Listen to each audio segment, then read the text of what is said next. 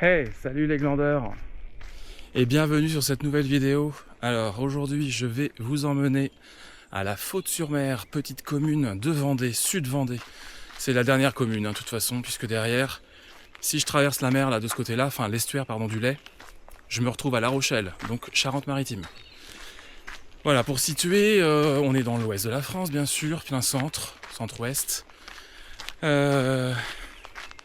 Petite commune qui ne fait que 680 habitants aujourd'hui. Il y avait plus d'habitants il y a quelques années, mais il y a eu un événement que je vais vous raconter tout à l'heure. Voilà, ensuite, cette commune est jumelée avec la commune de l'Aiguillon-sur-Mer. Il y a juste un pont qui sépare les deux communes. Voilà, nous nous retrouvons à environ 50 km de La Roche-sur-Yon, qui est la préfecture de la Vendée. Et là, je vais vous emmener voir un peu le village et tout ce qui est autour, tout ce qu'il y a à voir. Sachez quand même que durant l'été, le village de la Faute passe d'environ donc 680 habitants à peut-être 5 à 10 000 habitants selon l'occupation des campings, puisqu'ici il y a énormément de campings. Vous pouvez louer des mobil-homes dans les différents campings qui sont plus ou moins proches de la mer, bien entendu. Je vous conseille de venir ici à n'importe quelle saison finalement. L'été est bondé, il y a beaucoup de monde bien sûr. Par contre, à chaque petite vacances, que ce soit en hiver, au printemps, à l'automne, vous pouvez bénéficier de calme. Et puis le village regorge de pas mal de pistes pour faire du VTT. Donc vous pouvez vraiment vous éclater. Là je suis d'ailleurs sur une piste de VTT ou de course à pied, ou ça peut être également du cheval. Il y a pas mal de gens qui viennent faire du cheval ici. Il y a de quoi faire sur la digue, notamment là où il y avait la rade d'amour, que je vais vous emmener voir tout de suite après.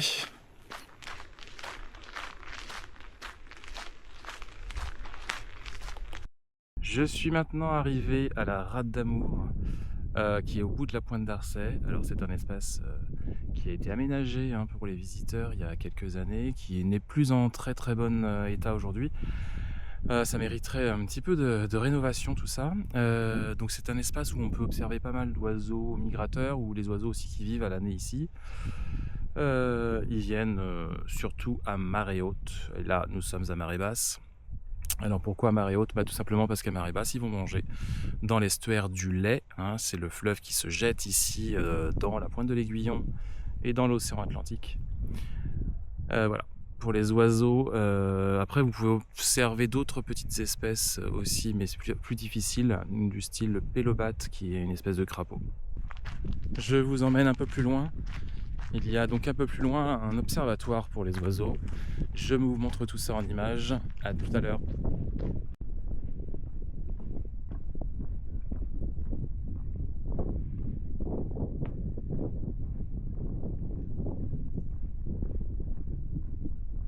Ce que vous voyez là, ce sont d'anciens parcs à huîtres. C'est une région très ostréicole. Il y a plusieurs ostréiculteurs qui travaillent sur la commune de la Faute-sur-Mer. Et ça, c'était d'anciens parcs qui ne fonctionnent plus aujourd'hui et qui font partie du parc de la Rade d'Amour.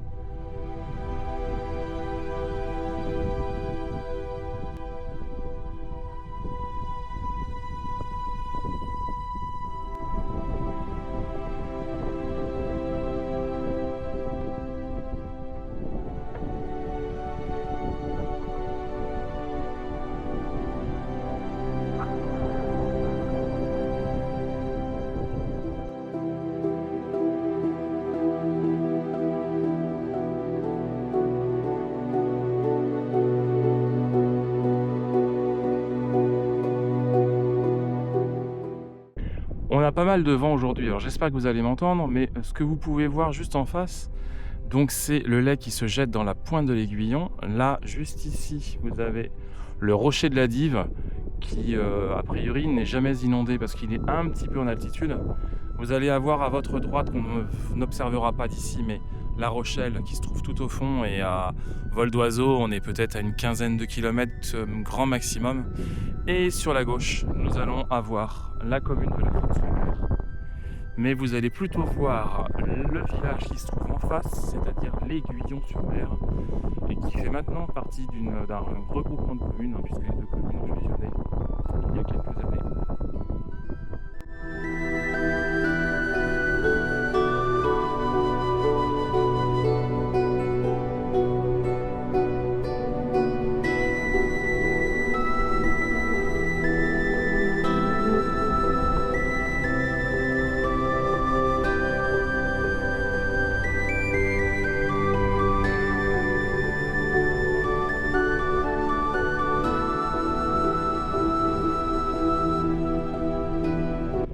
Comme vous pouvez le voir, hein, l'aménagement se dégrade. Il y aurait besoin d'un petit peu de rénovation dans tout ça. Ici, il y avait une scénographie, mais ça fait quelques années qu'il n'y a plus ça. Alors, scénographie en cours, hein, c'est écrit, mais bon, ça fait quand même au moins 3 ans que c'est comme ça.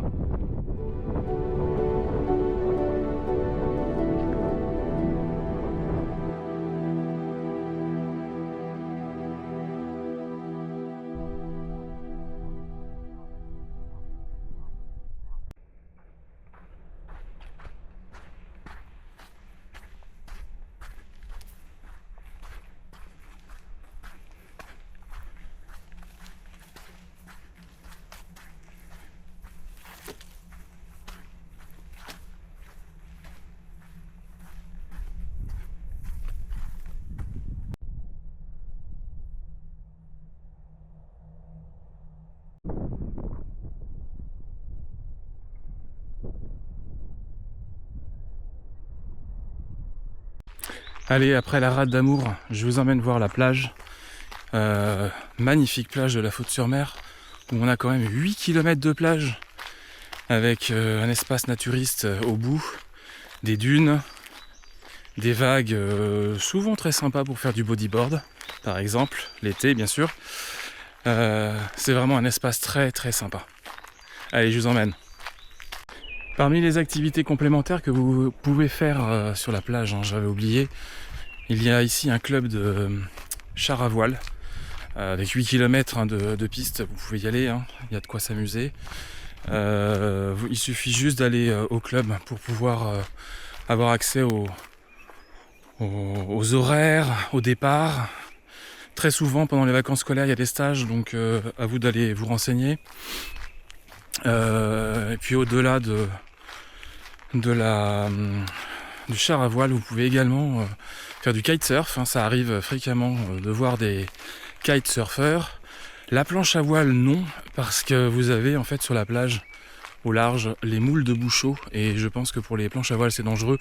Ceci dit, pour les kitesurf également, s'ils arrivent à en faire, c'est qu'ils doivent connaître le terrain, donc méfiez-vous. On les voit très très bien à marée basse, hein. Tout à l'heure je vais vous les montrer sur la marée basse justement, mais à marée haute parfois on ne voit que la pointe des pieux qui dépassent, donc méfiance si vous souhaitez faire de la planche à voile ou du kitesurf.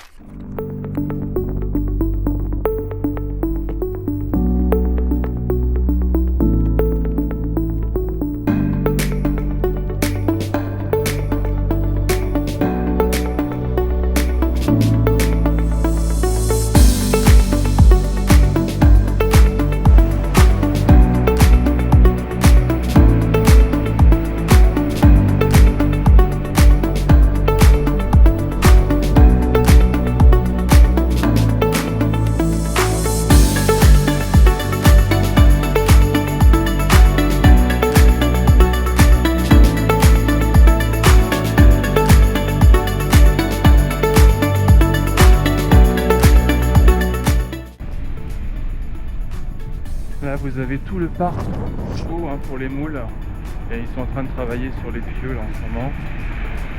Peut-être même ramasser quelques moules, je sais pas du tout, je connais pas les saisons. Et hop, si je me tourne un petit peu tout au fond, je ne sais pas si vous arrivez à observer d'ici, mais on voit le pont de l'île de Ré. Allez, 10 km à vol d'oiseau peut-être, 10-15 grand maximum. Mais pas sûr que vous puissiez le voir. J'essaie de mettre le doigt, hop là, tout vraiment au bout de la plage. Enfin c'est plus que la plage d'ailleurs, parce qu'il faut traverser évidemment l'estuaire du Lay avec la baie de l'Aiguillon.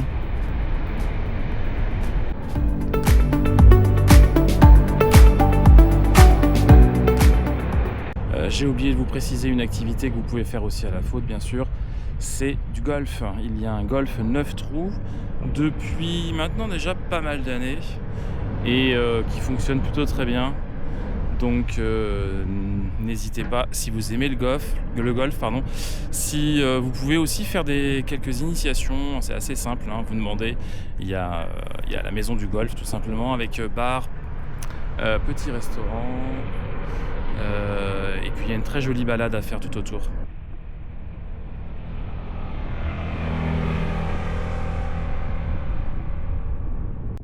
Je vais vous faire un petit point sur la tempête Xynthia qui a eu lieu dans la nuit du 27 au 28 février 2010. Nous étions présents lors de cette tempête et elle a été très très puissante, hein, puisqu'on a eu des vents jusqu'à 160-170 km/h et surtout des submersions marines, des digues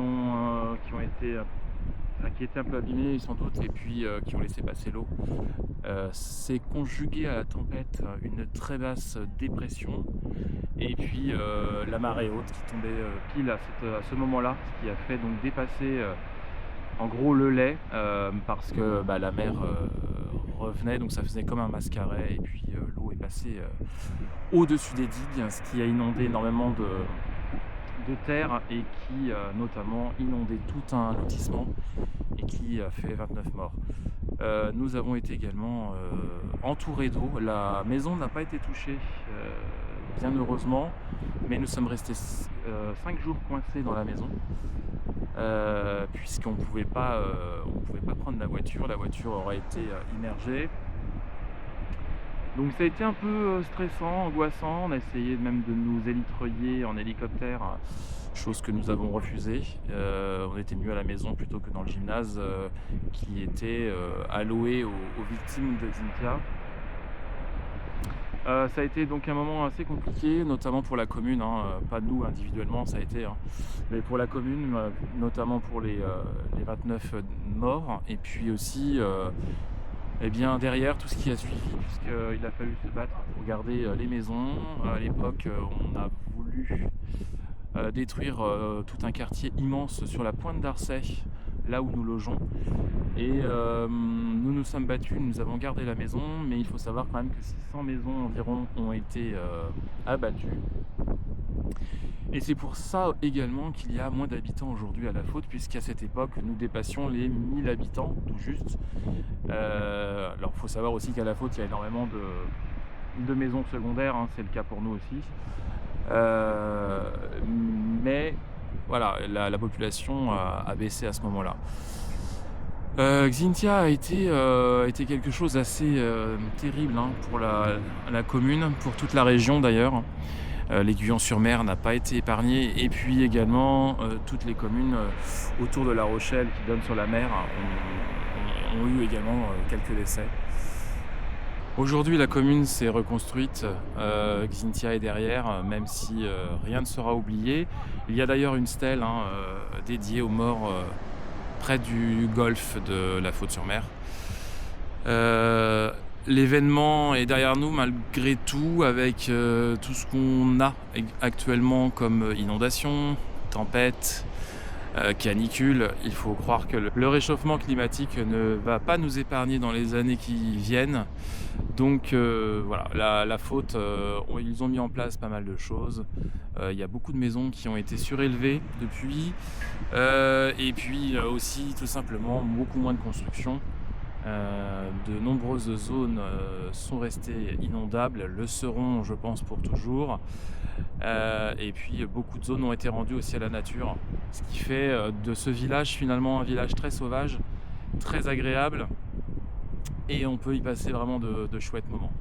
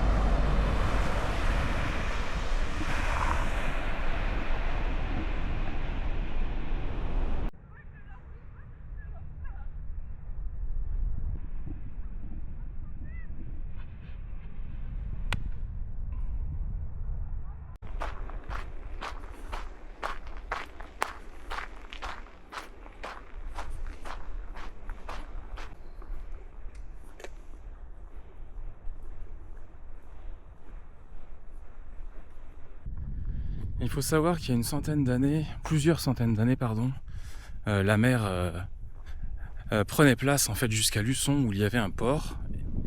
Et ce sont les hommes qui ont asséché tout ce qui est aujourd'hui marécage pour la culture, hein, tout simplement. Et puis quelques villages se sont développés. C'est le cas de la Faute, comme c'est le cas dans les terres de Saint-Michel-en-Lerme, Trièze. Tous ces petits villages en fait n'existaient pas il y a 300 ans. Ils sont nés tout simplement de l'assèchement des terres pour la culture, notamment l'élevage. La plupart du temps, c'était plutôt l'élevage.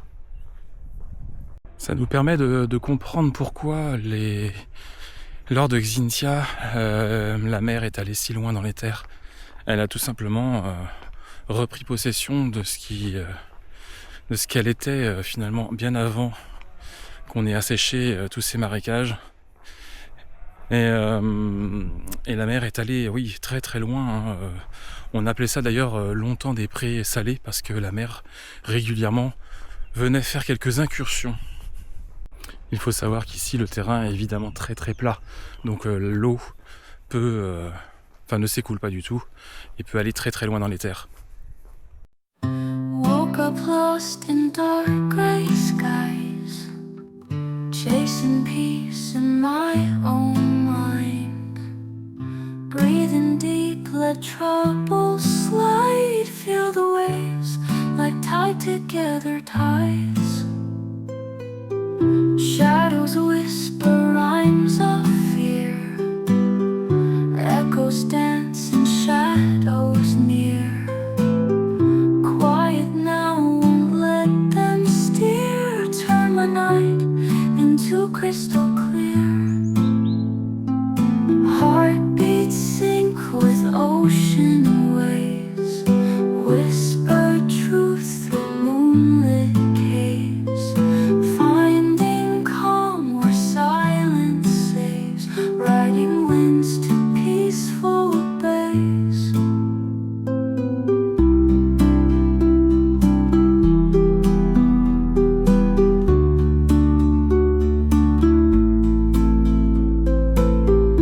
Footsteps through a land of dreams, ripples gentle, soft it seems.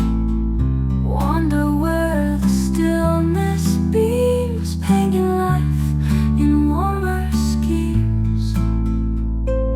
Close my eyes and drift away, feeling light where I once wayed. Every storm in me allayed, serene warmth in night and day. Heartbeats sync with ocean waves, whisper truth through moonlit caves, finding calm where silence saves, riding winds to peaceful bays.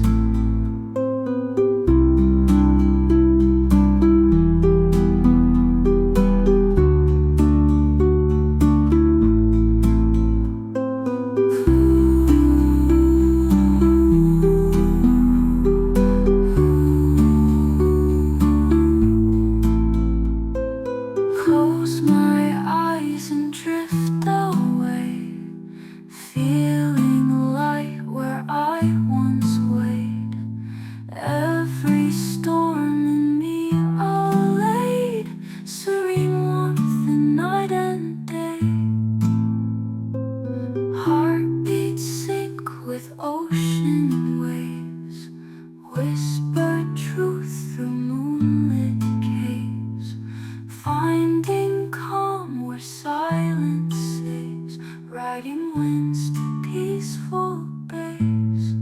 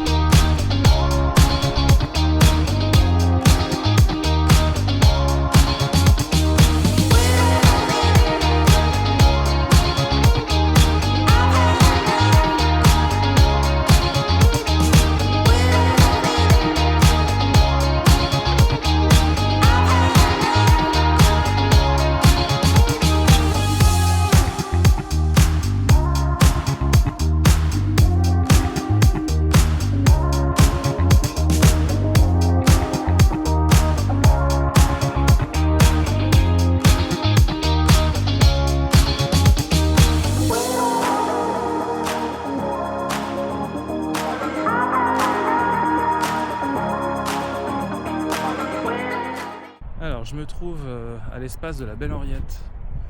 La Belle Henriette, c'est un espace protégé aujourd'hui, ça a beaucoup évolué avec le temps. Lors de Xynthia d'ailleurs, ça ressemblait pas du tout à ce que vous voyez aujourd'hui. Tout est dégagé, la mer est loin, alors là c'est marée basse, mais la mer reprend après tout l'espace quasiment quand il y a des marées très hautes, des grandes marées. Et en fait on peut revenir ici tous les 3-4 mois et le paysage a encore changé.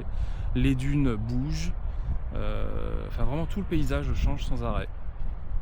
Je voulais vous parler aussi du Pertuis breton. Alors je fais attention, il y a le soleil derrière. Le Pertuis breton, alors là on est dans le Pertuis vendéen si je dis pas de bêtises. Et tout le sable qui en fait sort de l'estuaire de la Loire à Saint-Nazaire, eh bien parcourt beaucoup de chemin et vient se poser donc là derrière moi au niveau de l'estuaire du Lay, je vous en parlais précédemment, et donc au niveau de la pointe de l'Aiguillon et la pointe d'Arcet côté la Faute-sur-Mer. Et en fait la Faute-sur-Mer, la pointe d'Arcet exactement, elle gagne du terrain chaque année quelques centimètres de banc de sable. Donc il faut imaginer que d'ici quelques milliers d'années ou centaines d'années d'ailleurs, je ne sais pas, la Faute-sur-Mer touche finalement et referme la baie de l'Aiguillon et touche La Rochelle quasiment. Allez, je vous emmène maintenant découvrir le golfe et le port de la Faute-sur-Mer.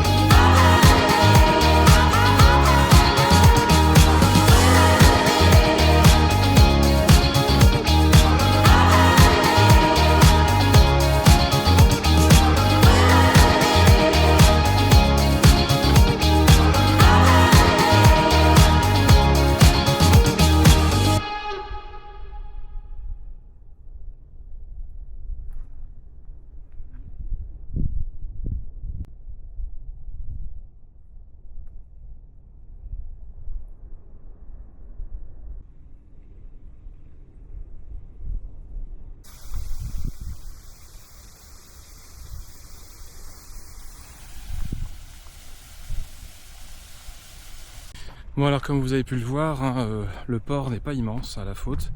On a un peu de port de plaisance, quelques bateaux de pêche comme vous avez pu le voir sur les derniers plans. Mais la pêche c'est plutôt sur l'Aiguillon, donc de l'autre côté.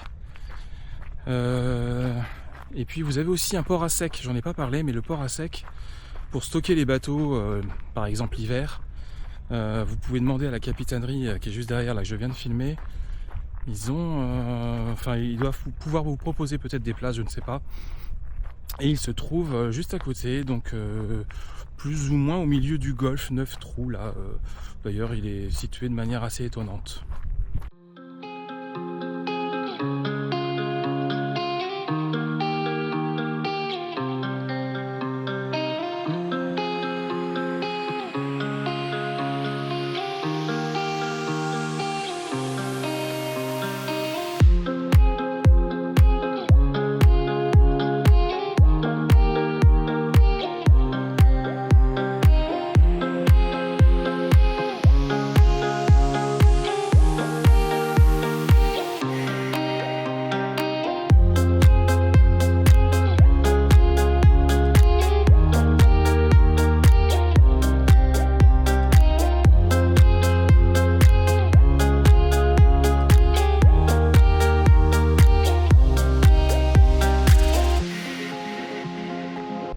Je pense à un truc que j'ai pas dû aborder. Il y a quelques années, on pouvait faire une balade dans la réserve de la Pointe d'Arcet. C'est la forêt qui est tout au bout en fait de la Pointe d'Arcet, à côté de la rade d'amour que je vous ai montré tout à l'heure. C'était organisé par l'ONF, si je dis pas de bêtises, et il fallait s'inscrire au niveau de l'office de tourisme qui se trouve en plein centre de la Faute. À voir si ça fonctionne toujours, mais moi je vous conseille vivement d'y aller si vous êtes là l'été, d'aller faire un tour dans cette réserve. Vous allez avoir des explications notamment sur les dunes dunes qui bougent, hein, alors on les appelle les dunes grises, les dunes blanches, je ne sais plus très bien, mais vous allez voir aussi les différents étages de végétation. On vous expliquera un petit peu la faune qui vit là. Bon, sans surprise, beaucoup de sangliers et renards, ainsi que des chevreuils. Mais on y apprend énormément de choses géographiques et puis sur l'histoire un petit peu de comment s'est construit justement tout ce territoire avec l'avancée de la terre, donc de la presqu'île, grâce au sable. Voilà. Petite précision, le taux d'ensoleillement ici est incroyable. On dépasse les 2000 heures de soleil par an en moyenne. Ça équivaut donc à La Rochelle, hein, qui se trouve juste à côté. C'est juste énorme, hein. C'est avec Perpignan, je crois que ce sont les 2 communes les plus ensoleillées de France. Donc vraiment, vous risquez d'avoir quand même le temps qu'on voit là en ce moment. Au bout de la pointe d'Arcet, vous avez ce genre de petit terrain, il y en a partout là sur une surface assez étendue. Vous avez quelques mobil-homes qui restent encore là même tout l'hiver, et les gens viennent camper l'été. Alors évidemment pas d'électricité, pas d'eau courante ici. Et après Xynthia, ils devaient rendre tout ça à la nature et ne plus pouvoir occuper ces terrains. Mais je pense qu'avec l'aide de certains avocats, il y a des gens qui sont restés malgré tout et qui profitent toujours du lieu, et bon, ils ont bien raison, c'est très agréable. Petite balade à la Faute-sur-Mer vous aura plu. Moi je suis ravi de vous avoir partagé en fait mon lieu de vacances. À chaque petite vacance, hein, je viens ici. Comme je vous expliquais, chaque vacances ne se ressemble pas, les paysages changent. La population change aussi, les animations ou pas. À toute saison, finalement, le lieu est très agréable. Voilà, donc n'hésitez surtout pas à vous abonner à la chaîne, évidemment. Et puis, n'hésitez pas non plus à mettre un commentaire, ça fait toujours plaisir. Et enfin, likez un maximum cette vidéo et celles qui suivront.